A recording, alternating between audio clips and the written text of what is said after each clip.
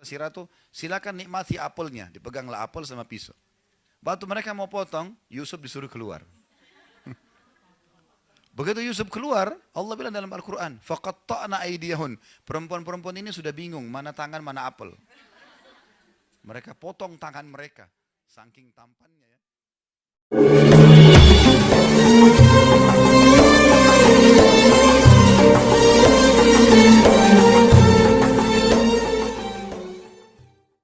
Yang baik. Pernah ada sahabat, Bapak Ibu sekalian, stroke. Seluruh badannya ini nggak bisa bergerak dan struknya unik. Jadi tidak pernah ada orang kena penyakit begini. Yang boleh cuma bergerak, yang berpunya wajahnya. Maka Nabi SAW datang ke rumahnya, lihat orang ini. Kata Nabi SAW, doa apa yang kau ucapkan?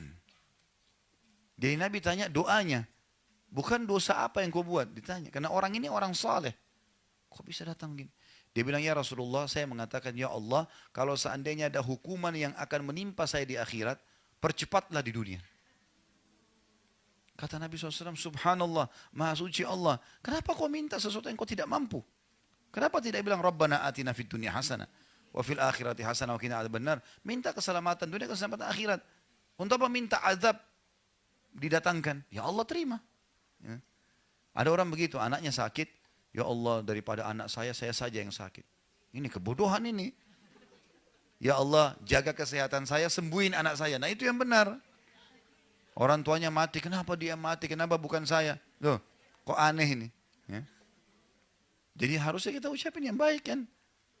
Jangan ucapin apa, karena Allah bisa kabulkan. Nabi Yusuf alaihissalam terkenal sekali dengan ketampanannya. Tidak ada yang tidak kenal Nabi Yusuf sampai diberikan sepertiga gagahan dunia.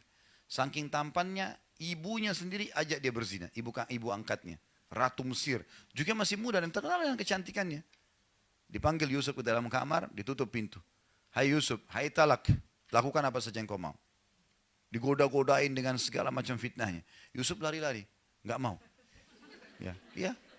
Dalam surah Yusuf kan begitu, surah nomor 12. Yusuf lari. Meninggalkan dia kan. Nah, waktu melewatin patung, ada patung di ujung kamar rupanya. Patung itu disembah oleh orang-orang Mesir, termasuk raja sama istrinya ratu ini. Rupanya ratu ini lewat, dilihat patung, ini Tuhannya, ditutup sama kain. Karena dia malu sama Tuhannya. Kata Yusuf, subhanallah, engkau malu sama patung, gak malu sama Allah. Tapi perempuan ini rupanya sudah dirasuki oleh syaitan, sudah dikuasai pada saat itu ya. Dia tetap kejar Yusuf. Yusuf lari sampai ke pintu kamar. Lalu karena penasarannya dipegang baju Yusuf dari belakang, ditarik, sobek. Begitu dibuka pintu, saking lihainya nih perempuan pada saat itu, depan pintu ada suaminya. Langsung dia bilang, apa hukumannya orang yang mau ganggu istrimu? Padahal dia tadi yang bahaya nih, ngajak orang. Saya tidak bilang ini politik wanita ya. Tapi ini wanita yang melakukannya.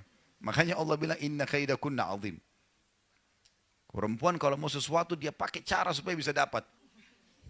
Mau beli baju, mau beli tas, harus cari jalan supaya bisa dapat. Jangan, sebentar. Jangan tersinggung. Tapi itu normal, alami. Baik, kembali ke kisah dulu. Maka si raja bijak, dia nggak mau menghukum Yusuf. Dia bilang sama orang-orang di sekitarnya, panggil hakim istana. Panggil, datang hakimnya. Hakimnya lalu ditanya. Hakimnya tanya Yusuf, kenapa Yusuf? Ini ibu ini yang ajak saya zina. Dia ajak ke kamarnya, ditutup, saya dikejar-kejar. Tanya istri ratu, bagaimana ratu? Jelas-jelas orang ini di kamar saya kok, gimana? Jadi luar biasa gitu. Maka untung bijak nih si hakim, dia bilang, kita kalau gitu lihat bajunya Yusuf. Kalau baju Yusuf robek dari depan, berarti betul si ratu. Karena laki-laki kalau mau nyerang dari depan, kemudian disobek bajunya karena membela diri. Tapi kalau baju Yusuf robek di belakang, berarti ini perempuan yang masalah nih. Ternyata betul dilihat bajunya Yusuf robek dari belakang. Tapi dia bisa dengan caranya membuat suaminya yakin kalau dia tidak salah. Ringkas cerita, tersebar satu Mesir kalau ratu tergila-gila sama anaknya sendiri. Penasaran dia, undang semua satu Mesir. Wanita Mesir semua diundang oleh ratu, silakan datang. Datang ke satu hall yang luas. Entah berapa yang banyak datang. Disiapin pisau sama apel. Semua dikasih. Pisaunya yang tajam, yang baru dibuat. Sengaja gitu. Ini Allah ceritakan dalam Al-Quran, surah Yusuf ya.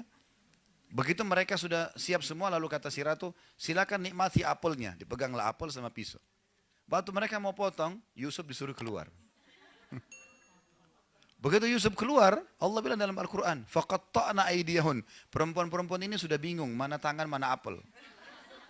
Mereka potong tangan mereka, saking tampannya ya. Laki-laki sekarang lewat biar juga sudah mandi 7 kali, tetap aja nggak ada yang potong tangannya kan ini. Tapi ini luar biasa Yusuf alaihissalam. Lewat sampai mereka tidak sadar. Nanti mereka sadar waktu Yusuf sudah ada di sebelah ratu, baru mereka sadar, oh tangan saya yang kepotong nih gitu. Baru mereka sadar. Lalu kata ratu apa? Inilah sebabnya kenapa saya mau zina sama dia. Kalian baru lihat sesaat sudah potong tangan. Ini orang tiap hari sama saya nih. Untuk membenarkan perilaku dia ini. Kalian baru lihat sesaat sudah potong tangan, saya tiap hari gimana? Maka apa kata ratu? Saya akan terus paksa dia buat zina atau dia dipenjara.